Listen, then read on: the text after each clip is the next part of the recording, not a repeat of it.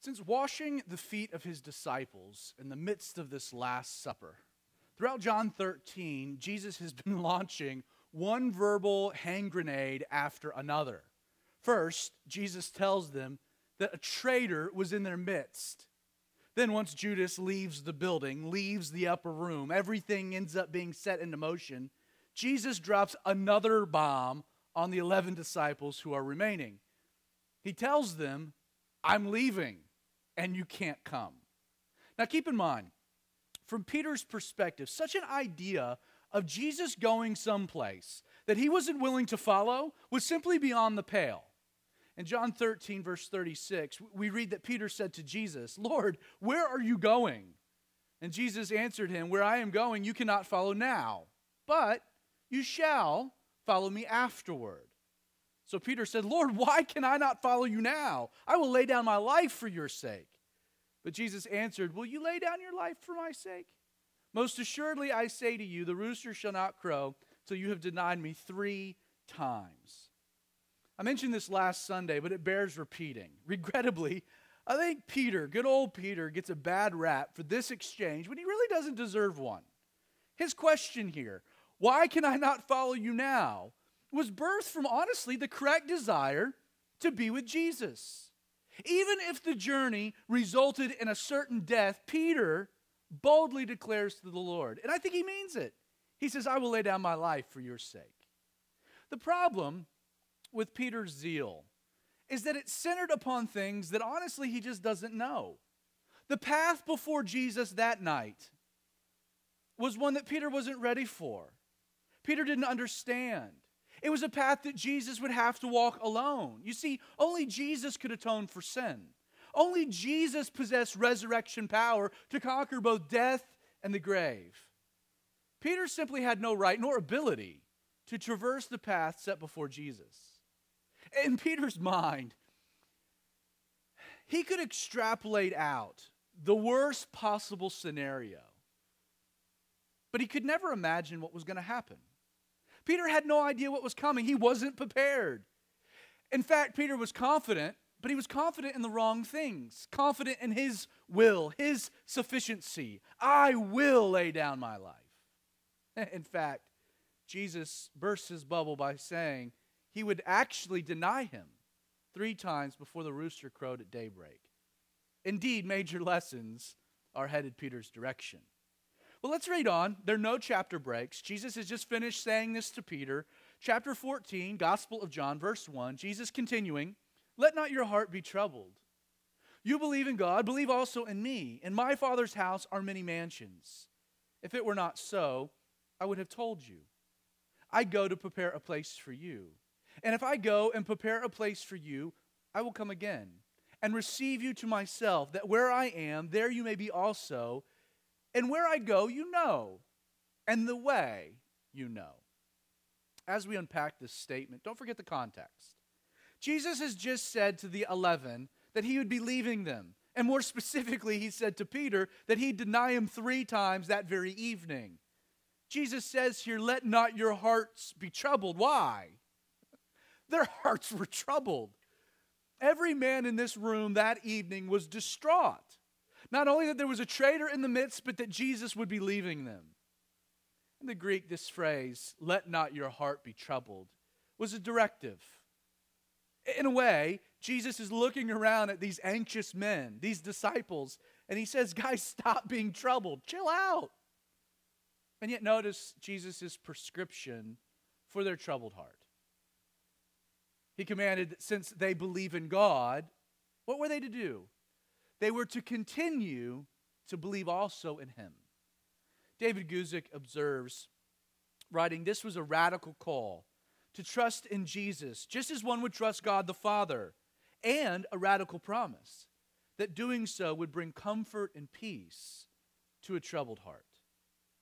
For a complete context to what Jesus is telling these men in the moment, please remember that John is writing his gospel with the assumption that you, the audience, were already familiar with the other 3 gospel narratives, the synoptic gospels of Matthew, Mark, and Luke being written much earlier, already in circulation. And when you looked at the other three accounts, the truth of the matter is that Jesus has been crystal clear to these men how this trip to Jerusalem was going to end. On three separate occasions, Jesus has told these very men that he was going to go to Jerusalem for Passover. He would be betrayed, killed, but then 3 days later would rise from the dead. The grand challenge for these men in this moment was whether or not they believed in what Jesus had to say. These men are deeply troubled, no doubt about it. They're troubled by things they don't know, they don't understand. So, to combat this uneasiness, Jesus, in a compassionate way, a tender way, is encouraging them to place their faith in Him, to place their faith in the promises that He's made. In their trouble and in their uncertainty, Jesus is asking a simple question, the same question He asked you and I in similar situations. Will you trust me? Notice in the text two particular promises that Jesus gives to these disciples in order to tamper down their anxiety. First, He says, I go. Guys, I'm going. But why? He says, I go to prepare a place for you. In a way, Jesus is making sure that they knew His leaving, though inevitable, had a purpose. That there was an overarching reason for all of the things that were about to take place. He would depart. But He would depart so that He could go and prepare a place for them in heaven. This statement, I love it. In my Father's house are many mansions. And the word mansion here would be better translated as dwelling places. Jesus adds, if this were not so, I would tell you. To me, it's fascinating, and it blows my mind, really because of the surety and the confidence by which Jesus proclaims it. Like Jesus here talking to the disciples, He's not speculating what heaven might be like. Nor is Jesus seeking to kind of like challenge them to imagine its possibilities. No, Jesus is speaking of heaven. How? He's speaking of it like it's home. He knew it. In my Father's house, there are many mansions. The second promise that Jesus makes is He says, in addition to going and preparing a place for them, He says that He would come again and receive them to Himself. Not only would this separation be intentional, but it would be temporary. Sure, Jesus was leaving, but they were to find great encouragement knowing He would also be returning. You know, in the Jewish concept of the Messiah, all of this is foreign. The Messiah was supposed to come to earth, establish a kingdom. You see, the idea of the Messiah, Jesus, going to prepare a place for them, only to then come again at a later date to receive them to Himself, this was a totally new revelation. Now, though it's true, this coming again could be a reference to the future rapture of the church.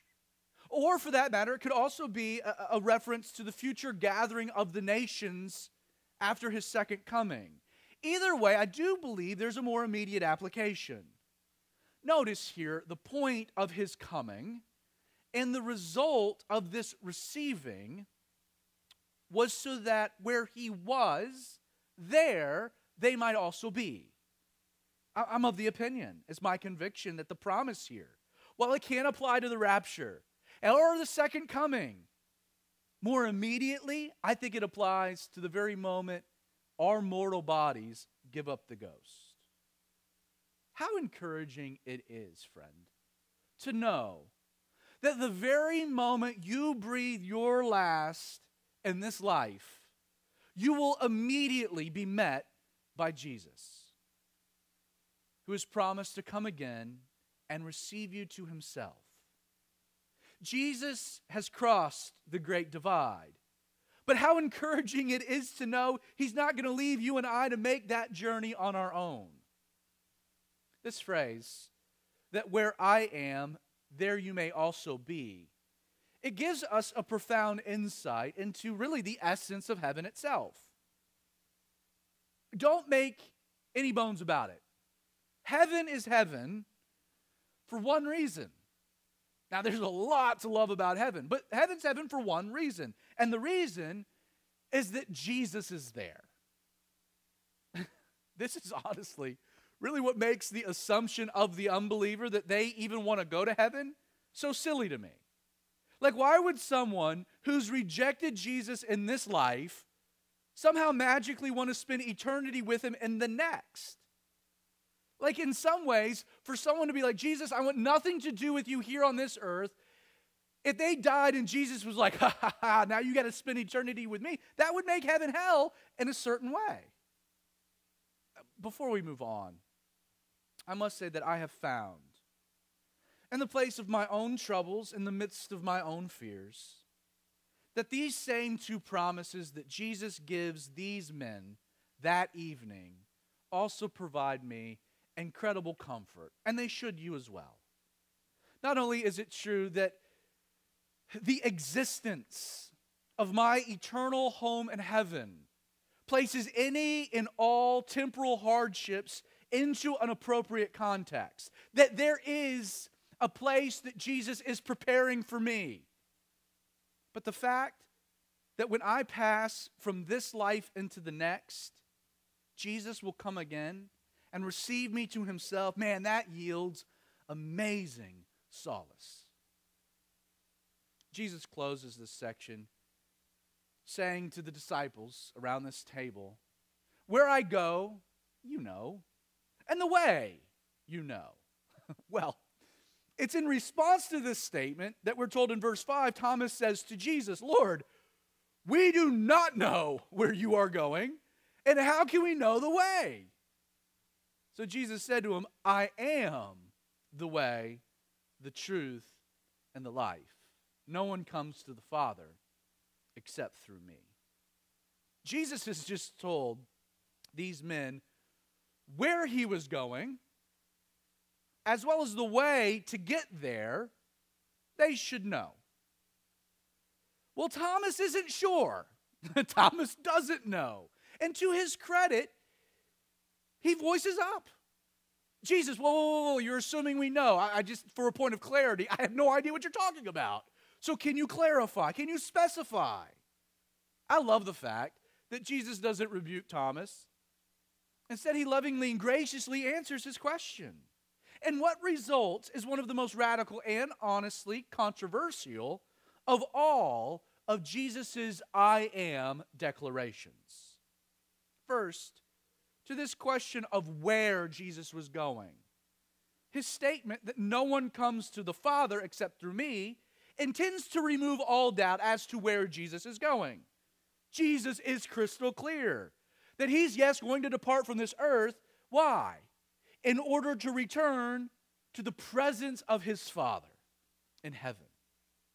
Now, pertaining to the way these men might also get to the Father, Jesus answers by definitively stating, I am the way. I am the truth. I am the life. In the Greek, the structure of this statement, it's more than just being emphatic. The truth is that the verse could be literally translated this way. I alone am the way.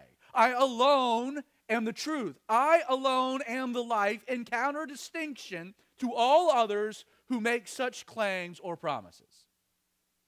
Again, commentator David Guzik correctly observes, writing that Jesus didn't say that he would show us a way. He said that he is the way. He didn't promise to teach us a truth. He said that he is the truth. Jesus didn't offer us the secrets to life. He said that he is the life. If Jesus could have been any more direct in his response, he then adds that except through him, it's impossible for anyone to come to the Father. Again, there is no mistaking the fact that Jesus is issuing here an inescapable claim of exclusivity. He's not claiming to be a way to God, as if there were many. Jesus is saying that he alone is the way. to the exclusion of any and all others. You see, according to Jesus, the way to eternal life after our physical death can only be attained through Him. Friend, if you hear anything this morning, I want you to hear this. Your eternal destiny will be determined by one thing and one thing alone: a present relationship you have with Jesus. So the question, my challenge, the exhortation, do you know Jesus? And probably more important than that, does Jesus know you?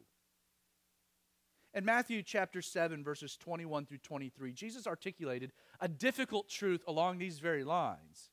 He said, "Not everyone who says to me," and this is at the end, "Lord, Lord," shall enter the kingdom of heaven, but he who does the will of my Father in heaven. Many will say to me in that day, "Lord, Lord, have we not prophesied in your name, cast out demons in your name, done many wonders in your name?" And then I will declare to them, and this is heavy, "I never knew you.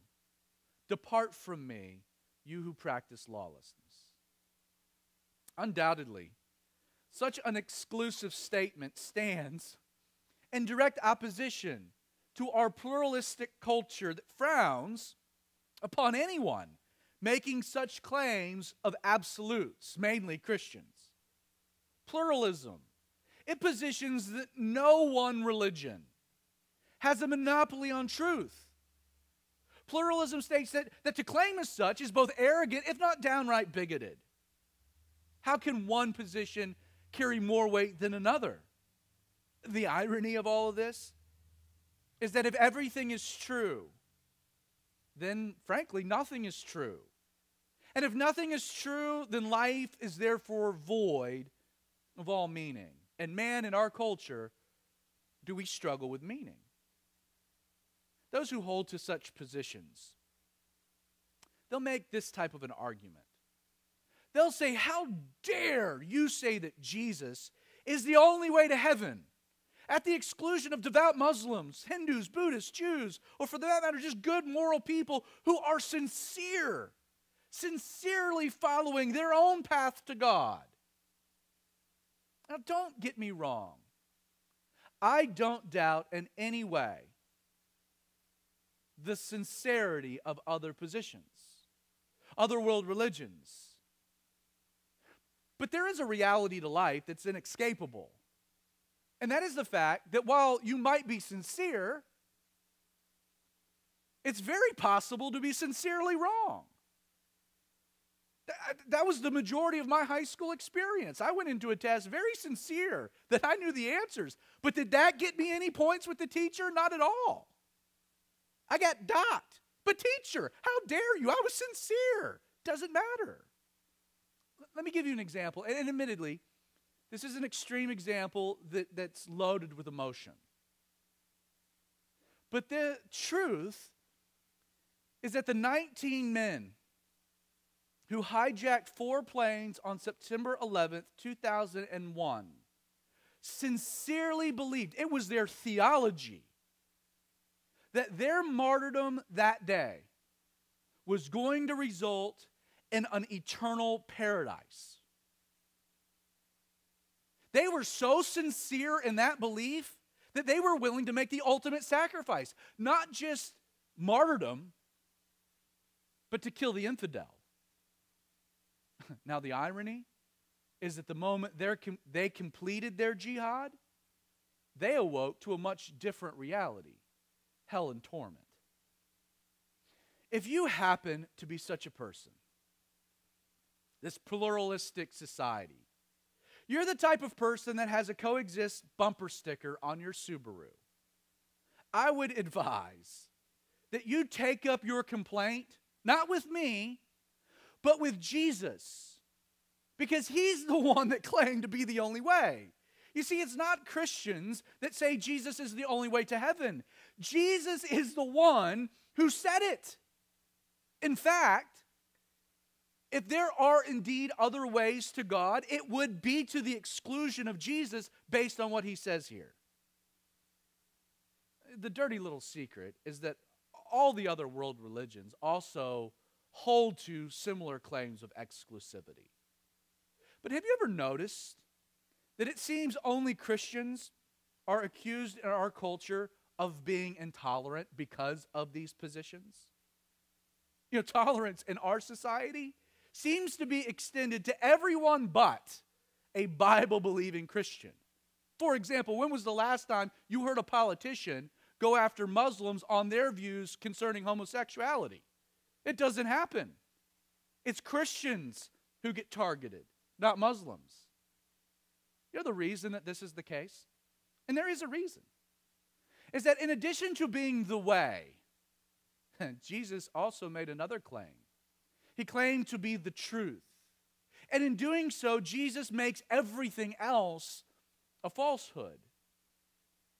You see, an absolute truth, like the claim that Jesus made, is by its very definition not just exclusive, but it's intolerant. It's intolerant because it brands every other position as being a lie.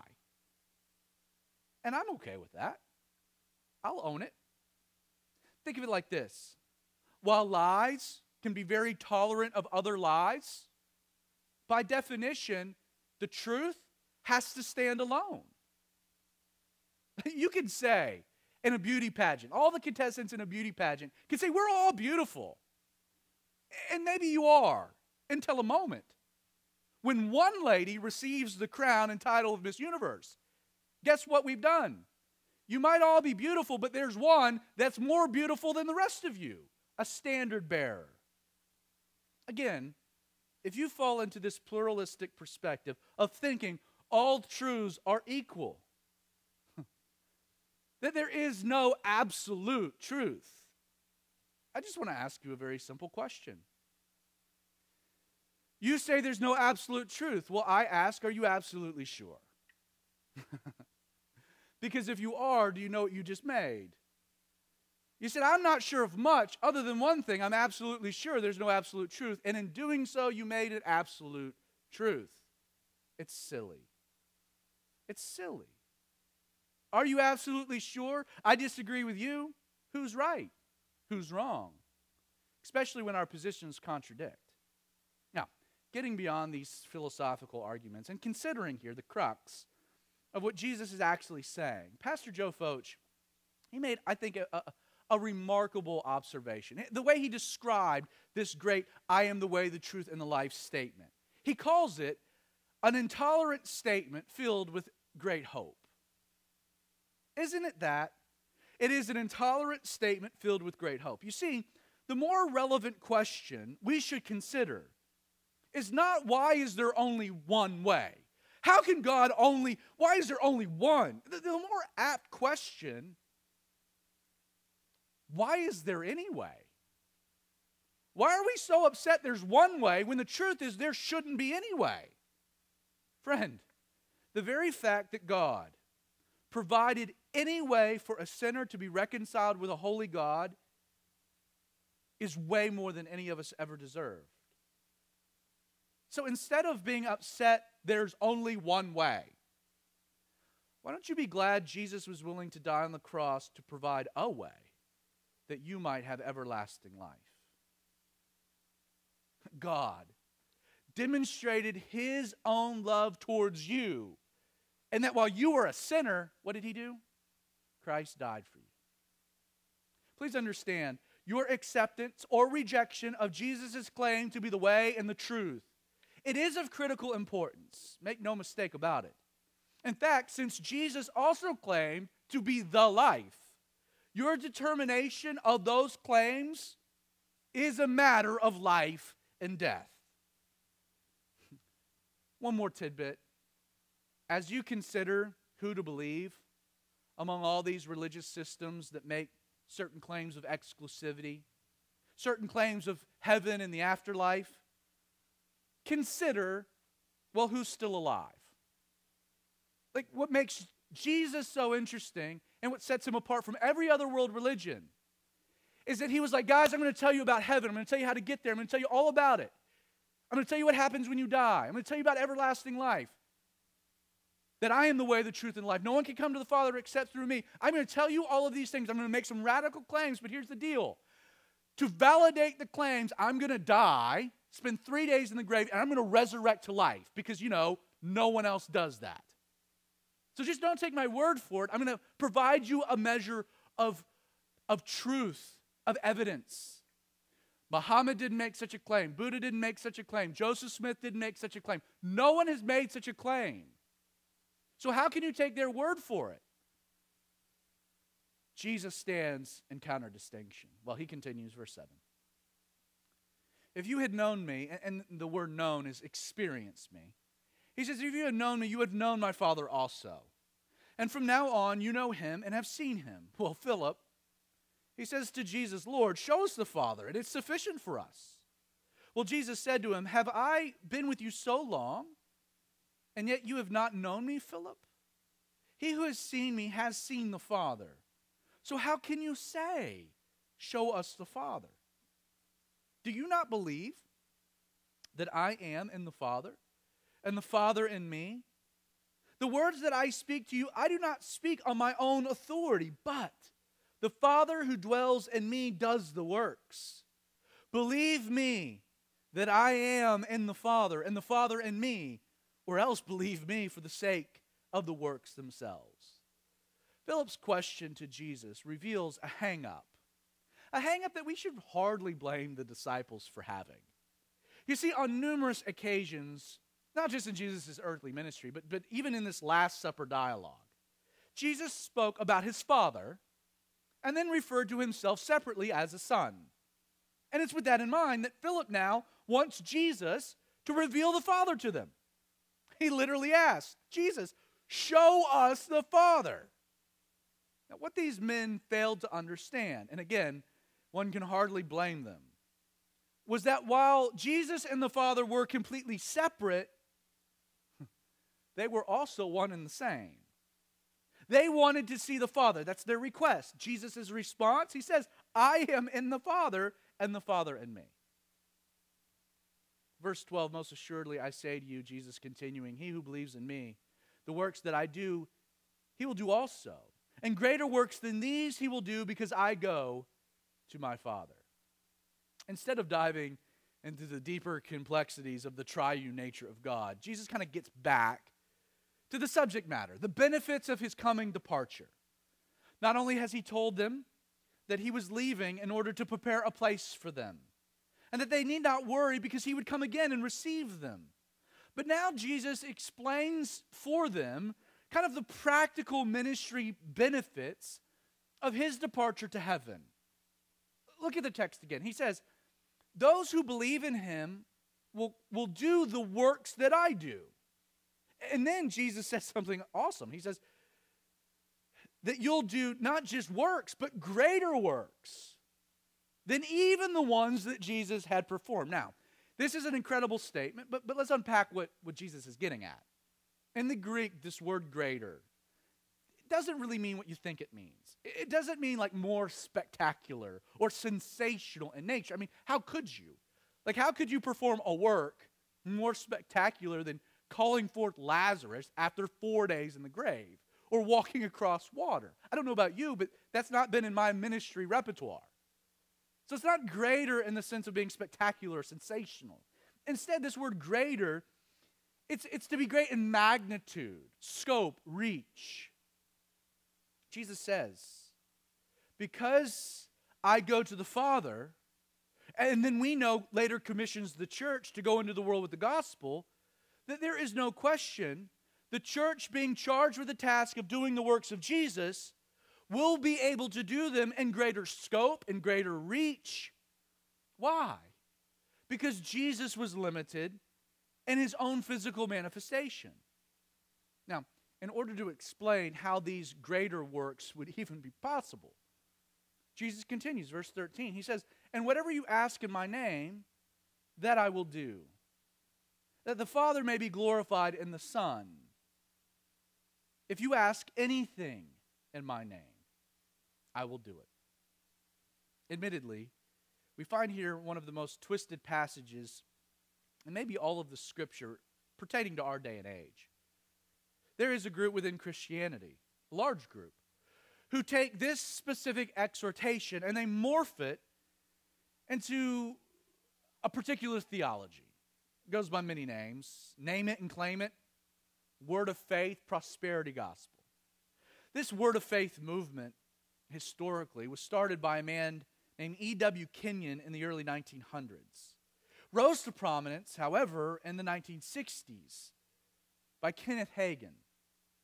Those today included in this large Protestant movement are men like Kenneth Copeland, Benny Hinn, Creflo Dollar, Oral Roberts.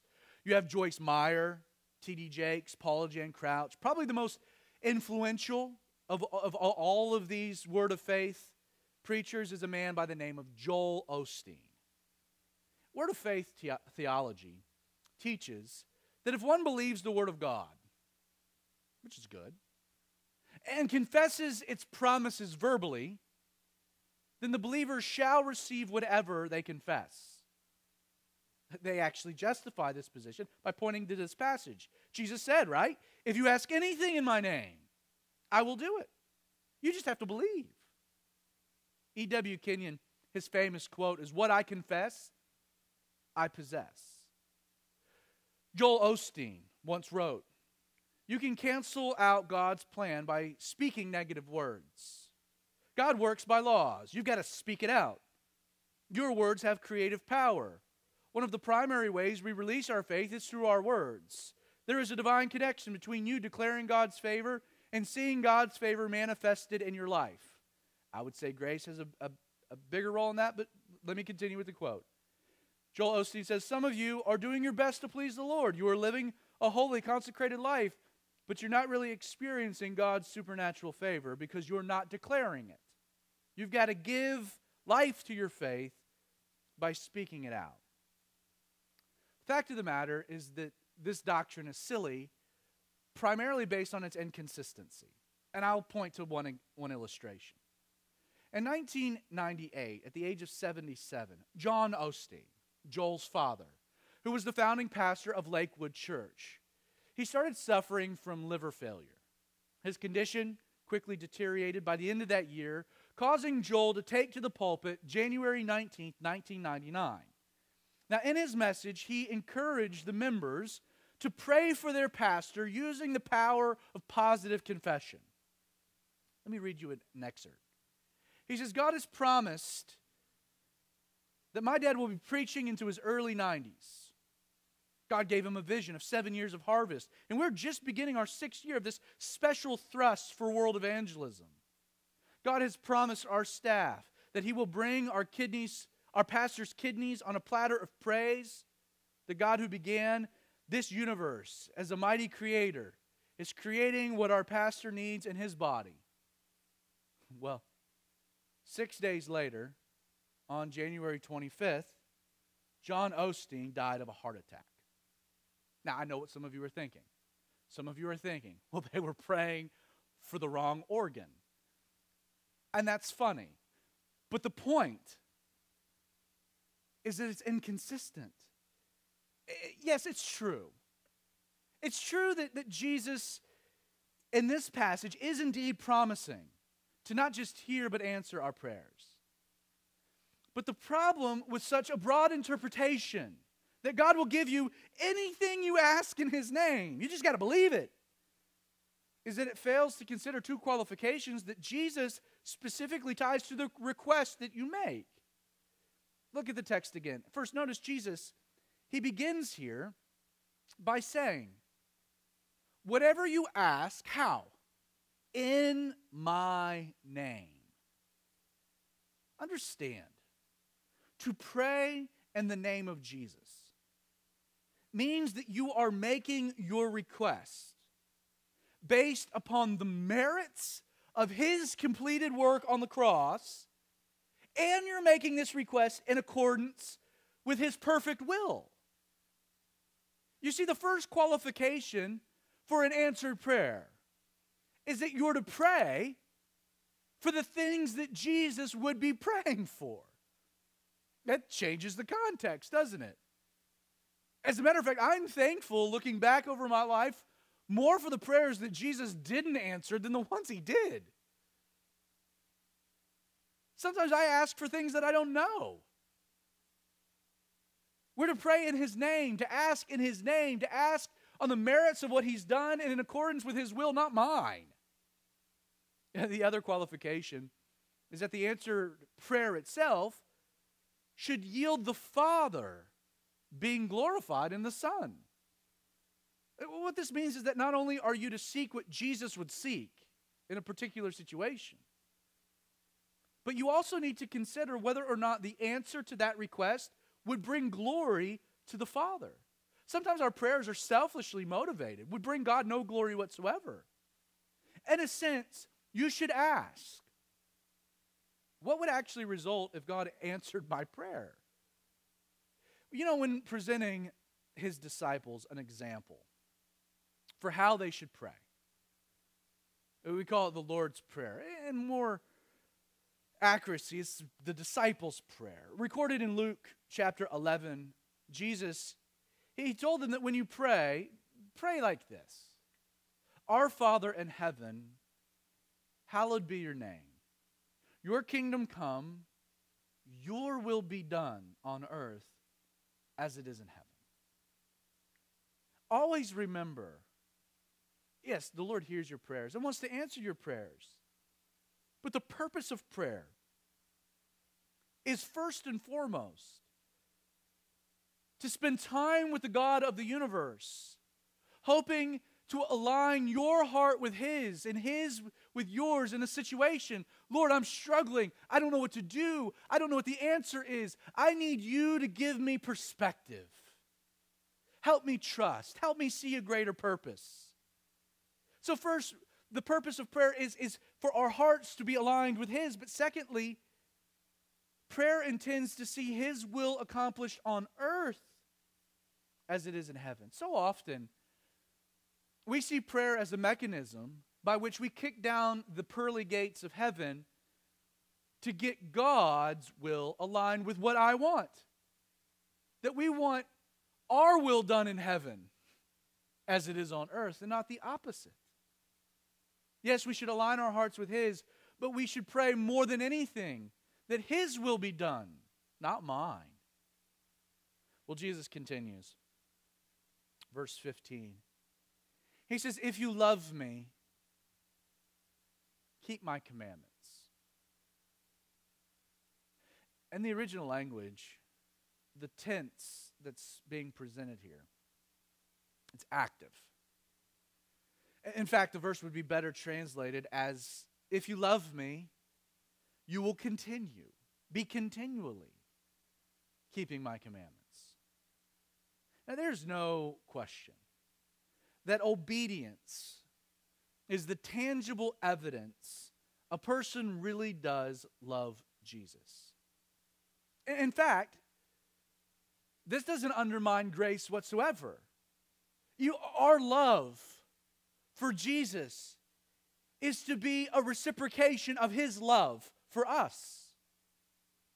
Meaning that if I'm really experiencing the love of God, it's going to have an effect, a tangible effect. Like obedience ends up being the natural manifestation of me receiving God's grace and goodness. I don't have to obey God to get his love. My obedience is the accurate response to his love. You know, we live in a culture where this word love, it's been neutered of its true meaning. You know, sadly, in our day and age, most relegate love to the experiential. And it's in that dynamic that love ends up being nothing more than an emotional experience that's produced through a surge of serotonin that floods the limbic system of your brain. When we're in love with someone, we get these tinglies, a feeling, a euphoria. And we'll see that we're in love as long as we're experiencing the effects of that love. But then once the feeling dissipates, more often than not, people are off to another novelty. in order to yield the desired high that they are craving. In a sense, in our culture, love has become nothing more than a drug that people are addicted to. We get into a relationship, flood of serotonin, we're high, we're feeling it. And then at some point, the brain naturally normalizes because it can't take too much of a good thing. And it's in the normalization that feelings begin to dissipate. And instead of seeing that love is much more than a feeling, we say, I'm just not feeling like I'm in love with you anymore. And we move on to someone else. You look at high school relationships, they last about 8 months because that's when serotonin normalizes in the brain. I'm just no longer in love with you. No, you're no longer getting the drug that you're craving. You're not looking for love, you're looking for a drug. Now, what's worthy of pointing out is that love, as it's presented in Scripture, sure, it's a feeling. Let's not minimize that. But it's much, much more. Even in this passage, Jesus says, if you love me, look, just the basic sentence structure. You love me. Love, in its context, is a verb, an action. Friend, love is a decision of the will. You love me. Much more than simply being a chemical reaction in your brain. And what that means is that love is active and is designed, therefore, to be independent of the fickleness of our emotions. It's based in commitment, choice. You might say, sincerely, that you love your wife. But friend, if you're not doing anything tangibly to demonstrate a love for your wife, the question begs, and I think it's fair to ask, do you really love her? In fact, you might be absolutely self-deceived. You know, in Christianity, this warped perspective of love has had terrible ramifications. Like many people today, they claim, again honestly, sincerely, to love Jesus. I love Jesus, man. But the fact is that there's no actions that back up or validate the claim. There's no evidence. Like, how can you honestly claim to love Jesus when your current lifestyle stands in direct contradiction to what His Word has to say? Oh, I love Jesus. I just don't want to listen to Him. Really? Oh, I love Jesus. I just don't think He should have any right to tell me how to live my life. Again, it's Jesus, not me, but Jesus who in this passage is providing the litmus test. When He says, if you love me, oh, you claim to love me. If you do, well, you'll keep my commandments. So the question, are you? You know, aside from these things, there's no doubt that the context of this specific commandment is actually in reference to what Jesus has said earlier in this very dinner, back in John 13, verse 34. When Jesus, looking around the room, said, a new commandment I give to you, that you love one another as I have loved you, that you love one another. Now, we noted last Sunday that what makes Jesus' commandment new isn't the exhortation we love one another. What makes it new is that we're to love one another, not as we love our neighbor or love ourselves, but as Jesus has loved us. Oh man, that ups the ante, doesn't it? Like, how can you possibly love like Jesus? Well, the answer is simple. You have to allow Jesus to love through you. It's the only way, honestly. In and of yourself, such a manifestation of love like Jesus is impossible. Selfless love demands as little of self as possible. The very essence of our love should stand out in this world because it doesn't originate in us.